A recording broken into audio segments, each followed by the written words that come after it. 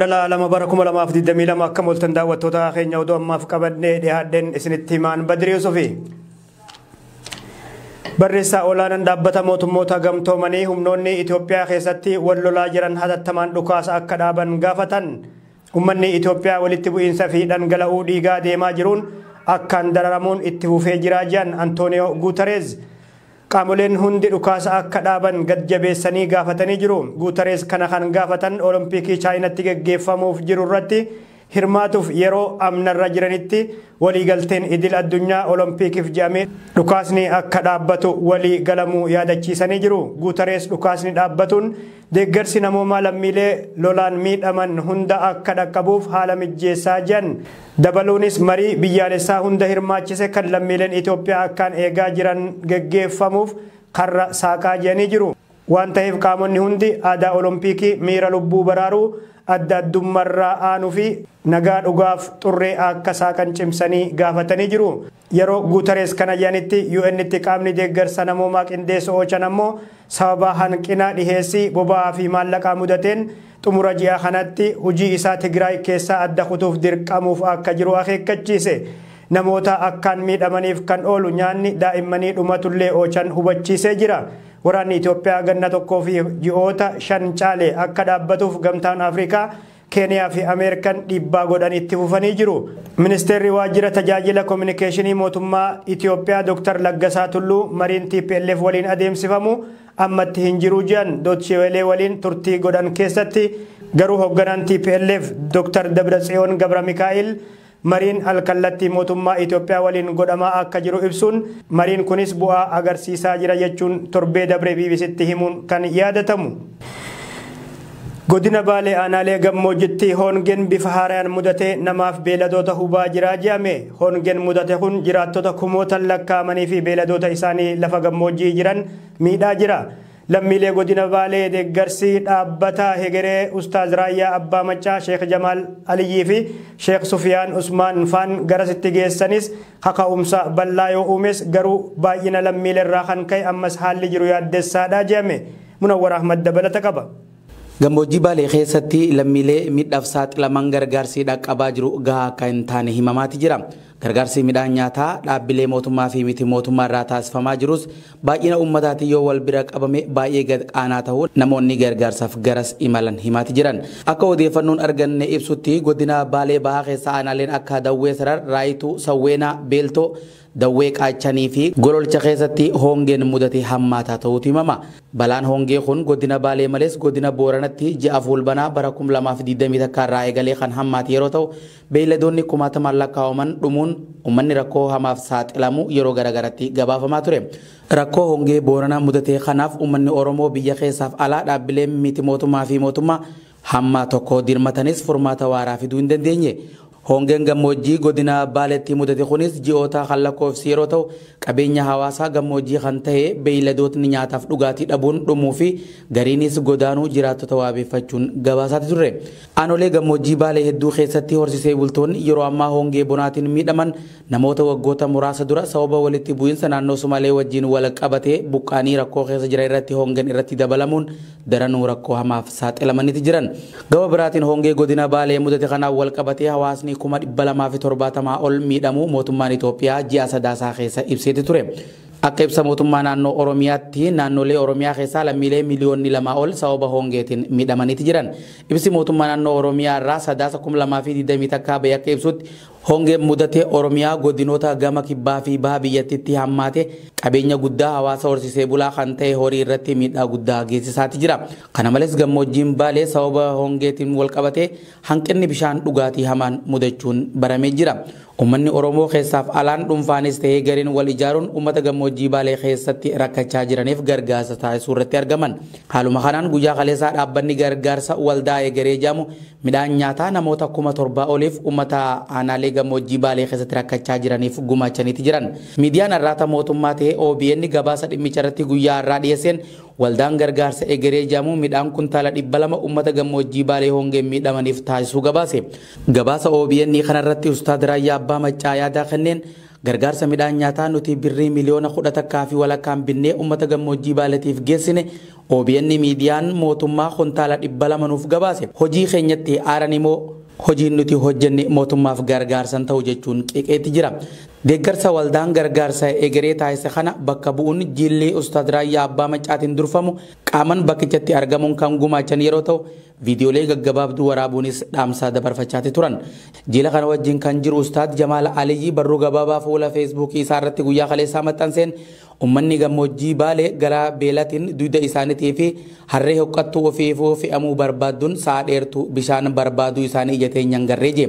Inshaallah rabbiin gargaarsifannee ergasii ummata keenya gargaarsifannee bishaan baasuufin boottee bishaanii bituufin inumaa makiinaa bishaan baasu bituufin yoo rabbii fedhee hin fagaatu rabbi roobaanis isaan haa dhaqqabu nutis waan iyyanne rabbii nu haa laaffisu jechuun barreesse. Ustaad Raayyaa Abbaa Maccaatis ummanni Oromoo bakka jiru hunda lammiilee isaa rakkoof saaxilame kanaaf akka dirmatu irra deddeebiin dhaamsaa dabarsaa ture. Ustaad Raayyaa Abbaa Maccaa fi jilli isaa waggoota muraasa dura rakkoo uummata gammoojjii Baalee mudateef gargaarsa walitti qabuun adda dureen bakkichatti argamuun haala uummanni keessa jiru addunyaatti agarsiisuun aantummaa saba isaaf qabu mul'iseeti ture. Gumaacha dhaabbata gargaarsa egereef kanas bakkaan ga'uuf ofii isaatii ceekuu irratti baadhachuun yeroo uummataaf kennu suuraa fi viidiyoon agarsiisu marsaalee hawaasummaatti qoodamaa ture. Jilli dhaabbata gargaarsa egeree gara godina Baalee imale kun gargaarsa godinicha keessatti taasisaa turan guyyaa irraa gara fibii Raayyaa Abbaa Maccaatiin ibsaati turan. Waliigala gargaarsa dhaabbanni egeree ji'a lamaaf walakkaaf godinaalee Oromiyaa keessaa Baalee, Wallagga, Booranaa fi naannoo Affaaritti taasisee Ustaad Sufiyaan Usmaan ibseeti jira. Kana malees haala lammiileen naannolee kanneenii keessatti jiran Ustaad Raayyaa Abbaa Maccaa fi Ustaad Jamaal Aliyyi wal duraa duuban ibsaati turan. Yaa'iin idilee 40ffaa mana marii hojii raawwachiiftuu gamtaa Afrikaa roobii irraa Finfinneetti eegale. Walgahii gamtichaa dureewwan Afrikaa hirmaachise kun walgahiin gamtichaa dureewwan Afrikaa hirmaachise kun dhimmoota ijaarsa humna Afrikaa, misooma qabeenya namaa fi diinagdee akkasuma hawaasummaa ardii Afrikaa irratti ni mari'ataa jedhame. Walgahiin waajjira gamtaa Afrikaa naannawa caffee araaraa magaalaa Finfinneetti argamutti gaggeeffamu kanarratti argamuudhaaf aangawoonni Afrikaa ministeeronni dhimma alaa biyyoota akka Madagaskar, Tanzaaniyaa fi Keep Verde dabalatee kanneen biraa hedduun argamanii jiru. Yeroo lammiileen Itoophiyaa hongeen hubamaa jiran kanatti bulchiinsi magaalaa Finfinnee ammoo walgahii gamtaa Afrikaa keessummeessina sababa jedhuun baasii guddaan magaalaan akka miidhagdu taasisee jira jedhame. Yaa'iin gamtaa Afrikaa 35 kun gurraandhala 5 fi 6 waajjira dhaabbatichaa magaalaa Finfinneetti kan adeemsifamuuf jiru yeroo ta'u dura taa'aa haaraa filatuun ni raggaasisaa jedhamee eegama. Roobii irraa ammoo walgahiin mana maree hojii raawwachiiftuu gamtaa Afrikaa 40 eegalee jira. Korri aangawoota gamtaa Afrikaa kun kan adeemsifamaa jiru yeroo ardii Afrikaa keessatti lolaaf jeequmsi siyaasaa akkasuma hongeen hammaatetti. Addatti biyya lola walii keessa jirtu Itoophiyaa magaalaa Finfinneetti adeemsifama. Walgahiin kun dhimmoota nageenyaa, tasgabbii fi diinagdee irratti ni mari'ata jedhamee eegama. Bulchiinsi magaalaa Finfinnee ammoo walgahii gamtaa Afrikaa keessummeessina sababa jedhuun baasii guddaa baasuun gamoolee magaalaa Finfinnee ifaadhaan akka babbareedan taasisee jira. Baasii bareedina magaalaa kanarratti abbootiin qabeenya fi bulchiinsi magaalaa Finfinnee hirmaatuu isaaniitu gabaafame. Kantiibaan magaalaa Finfinnee aadde Adaanech Abeebee ammoo qaamolee yaa'ii gamtichaa sababeeffachuun magaalaa Finfinnee miidheessan galateeffatanii jiru.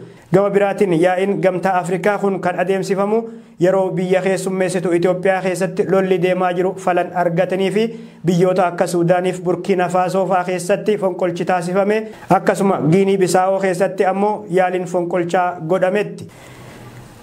Lolli humnoota TPLF fi Afaar jidduutti dhalate ammasitti hufee jira jedhame. Milishoonni Afaar kuma hedduu ta'an humnoota TPLF naannoo isaanii seenan qolachuuf lolli humnoota lameenii kun kaaba Afaar aanaalee Beeralee fi Konoobaa keessatti kan itti hufee jiru yeroo ta'u mootummaan Itoophiyaa ammoo garee TPLF irratti haleellaa diroonii eegaluu isaati odeessi nu gahe kan ibsu. Komishiniin mirga namummaa Itoophiyaa ajjeechaan jila abbootii gadaa Karrayyuu irratti raawwatame qixa sirriitiin qoratamee qaamoleen ajjeechaa san raawwatan seeratti haa dhihaatan jechuun gaafate. Ajjeechaa abbaa gadaa Karrayyuu, abbaa gadaa Khadiir Hawaas dabalatee namoota 14 irratti raawwatame san mootummaan waraana bilisummaa Oromootu raawwate jiru garuu miseensi paarlamaa Itoophiyaa obbo Hangaasaa Ibraahimii fi itti aanan deetaa ministeera nageenyaa kan ta'an obbo Taayyee Danda'a ajjeechaan sun humnoota nageenyaa mootummaatiin raawwatamuu saaxiluun isaanii kan yaadatamu. Arif Ahmad isinitti dabalataa oduu tana. Koomishiniin mirgoota namooma Itoophiyaa abbootiin gadaa Karrayyuu humnoota mootummaatiin murtii seera maleetiin ajjeefaman jechuun ibsa baase. Koomishiniin mirgoota namooma Itoophiyaa qorannoo isaa jala qabaa dhimma ajjeechaa jila abbootii gadaa Karrayyuu irratti baaseen abbaa gadaa Karrayyuu dabalatee namoota 14 humnoota mootummaatiin ajjeefaman jedhe. Qaamoleen bulchiinsaa fi nageenyaa yaa'a gadaa Karrayyuu irratti ajjeechaa raawwatan yakki isaanii qixa sirrii taheen qoratamee seeraan gaafatamuu qaban jechuun ibse. Maatiin namoonni jalaa du'anii fi kanneen miidhaa qaamaatiif saaxilamanis beenyaa isaaniif malu akka argatan jechuun ibse. Mootummaan naannoo Oromiyaa amma dura ajjeechaa kana raawwate waraana bilisummaa Oromoo tahuu kan hime yeroo ta'u, haa ta'u malee qondaallee olaanaa fi miseensi paarlaamaa ajjeechaan kun qaamolee mootummaan raawwatamuu saaxilanii turan. Koomishiniin mirgoota namooma Itoophiyaa akka lakkoofsa Itoophiyaatti 3/22/2014 godina Shawaa Bahaa Aanaa Fantaallee bakka gadaan Michillee Karrayyuu qubatee jirutti haleellaa raawwatameen namoonni hedduun du'uu fi kanneen biroo madaa'uu eeruu isa gaheerraa ka'uun qorannaa geggeessuu akka eegale hime. Koomishiniin kun muddee 7 hanga muddee 12/2014tti bakka haleellaan itti mudatetti argamuun miidhamtoota kanneen ijaan argan maatii warra ajjeefamaniitii fi qaamota mootummaa dhimmichi ilaallatu gaafachuun qorannoo geggeessuu himee jira. 3/21/2014 qaamoleen nageenyaa gandoota Aanaa Fantaallee hojiif dhaqanii osoo gara mataa haaraa deebi'aa jiranii bakka haroo Qarsaa jaamtutti guyyaa keessaa sa'aatii 8tti qaamolee hidhatan kan eenyummaan isaanii hin beekamneen haleelamuu adda baasus ibsee jira. Haleellaa kanaan miseensonni poolisii 11 du'uu fi 17 kan caalan ammoo madaa'uu kan ibse koomishinichi ajjeefamuun miseensota abbootii gadaa Karrayyuu kana hordofeeti kan mudate jechuun gabaase. 3/22/2014 qaamoleen nageenyaa madda rakkoo mudatee sakatta'uuf gara Karrayyuutti deebi'anii guyyaa keessaa sa'aatii 6irratti bakka jilli gadaa Michillee qubatee jiru ganda Xuuxxii iddoo addaa dheedhitti ja'amtu gahuun warra gadaa keessaa namoota 39 to'achuu kanneen ijaan argan irraa iyyaafachuu ibsee jira. Koomishiniin mirgoota namoomaa Itoophiyaa kun ibsa amajjii 25/2014 baase kana keessatti miseensota gadaa gara bosona cabbii aanolee geeffaman 16 keessaa 14 rasaasaan akka ajjeefaman himee jira. Namoonni ajjeefaman abbaa gadaa Khadiir Hawaas boruu Fantaallee boruu Qumbii Gurraachaa Bulaa Fantaallee Roobaa Hawaas boruu Godaanaa Jiloo Daadi'oo Bulgaa Boora'uu Jiloo Didoo fi boruu Jiloo kanneen ja'aman dabalatee walumaa galatti namoota 14 ta'uu ibse. Namoonni kunneen lafarra akka ciisan erga dirqisiifamanii booda rasaasaan ajjeefamuu fi namoonni 2 ammoo fiiganii akka jalaa miliqan kanneen ijaan argan irraa odeeffachuus ibsi koomishinii mirgoota namooma Itoophiyaa baase kun ni addeessa. Poolisoonni erga namoota ajjeesanii booda reeffa waan dhoowwataniif reeffi kun dirreerratti dhoowee kaanis ammoo bineensi nyaachuu kanneen boodarra reeffa namoota kaasanii awwaalan irraa dhaga'uu simee jira. Namoonni ajjeefaman kanneen duddaan gombifamanii mataa fi duubaan rasaasaan rukutamuu mallattoon akka agarsiisus ibsee jira. Ibsi koomishinii mirgoota namooma Itoophiyaa kun yaa gadaa keessaa namoota 39 qaamoleen nageenya mootummaa guyyaa sana qaban keessaa 23 achi buuteen isaanii dhabamee erga ture torbee 2 booda reeffi miseensa gadaa Jiloo Boorayyuu maatiidhaaf kenname. Reeffa kana maatiidhaaf kan kenne poolisoota mooraa humna addaa naannoo Oromiyaa magaalaa Mojoo yeroo ta'an qaamni nama kanaa akkaan tumame mataan baqaqee akka ajjeefame maatiin akka himanillee ibsi koomishinii kanaa ni ifoomsa. Miseensonni gadaa Karrayyuu kanneen hidhaa turan ammoo torbaanota muraasa booda mana hidharraa gadhiifaman jee koomishinichi. Koomishiniin mirgoota namooma Itoophiyaa miseensonni gadaa Karrayyuu 14 bakka humnoonni nageenyaa fi bulchitoonni naannawa sanii jiranitti seeraan ala haala suukanneessaan poolisootaan ajjeefamuu ragaa amansiisaa qabaachuu ibsee jira. Miseensota humnaan ugguramanii harka poolisootaa turan keessaa namni tokko osoo mooraa humna addaa Oromiyaa magaalaa Mojootti to'annoo jala jiru haala suukanneessaa fi karaa seeraan ala ta'een ajjeefamus ragaa amansiisaa qabaachuu hime. Koomishinarri koomishinichaa Daani'eel Baqqalee qaamoleen yaa'a gadaa Karrayyuu irratti ajjeechaa raawwatan akkasumas kanneen miseensota poolisii irratti ajjeechaa raawwatan seeraan akka gaafatamaniif qorannoo yakkaa qixa sirrii tahee fi hatattamaan geggeeffamuu akka qabu dhaamanii jiru.